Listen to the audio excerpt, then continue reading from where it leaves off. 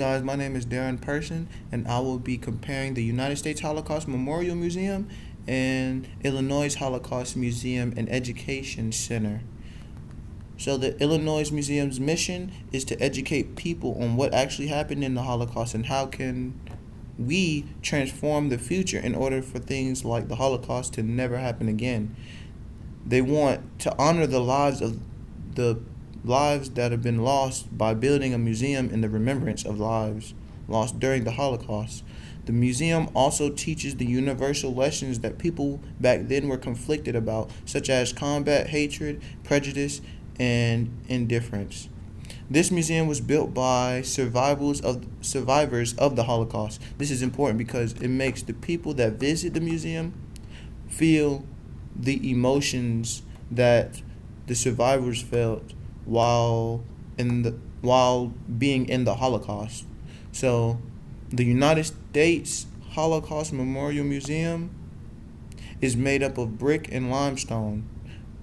Brick and limestone is highly durable and strong form of construction and was used to keep the building up for many years. This museum offers first-hand experience of what happened during the Holocaust and how it affected all the people and their families during this time. When people come to this museum, they expect to become more aware of what happened during the Holocaust to get an experience of a lifetime while visiting this museum. This museum strives to broaden the public understanding of the history of the Holocaust through the different exhibitions and programs they have. On October 16th, 1985, the members of the United States Holocaust Memorial Council mixed soil from concentration camps and the Jewish cemetery into the building foundation. During this construction, a worker buried 2 milk cans containing pledges of remembrance and words of encouragement signed by Holocaust survivors.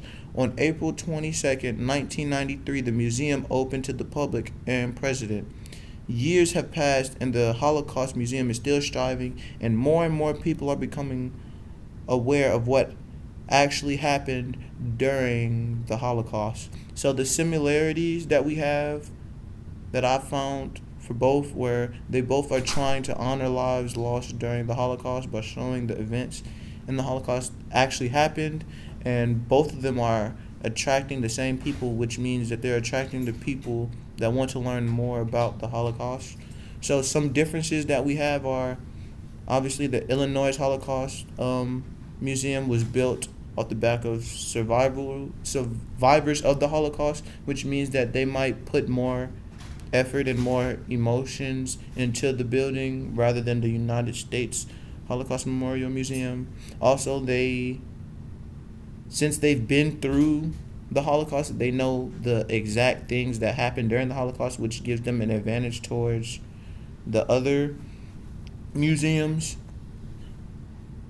So the United States Holocaust Museum was designed by James Ingo Fried, who was an architect, which is totally different from getting a building built from survivors than just someone else that hasn't been through the Holocaust.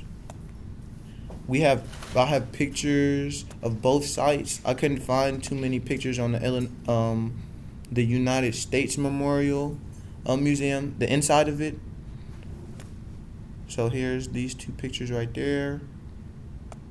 My personal response when doing research on the museum, we realized all of these objects and writings, etc., are years old. They hold so much value to everyone that comes in contact with, and it shows how important they are.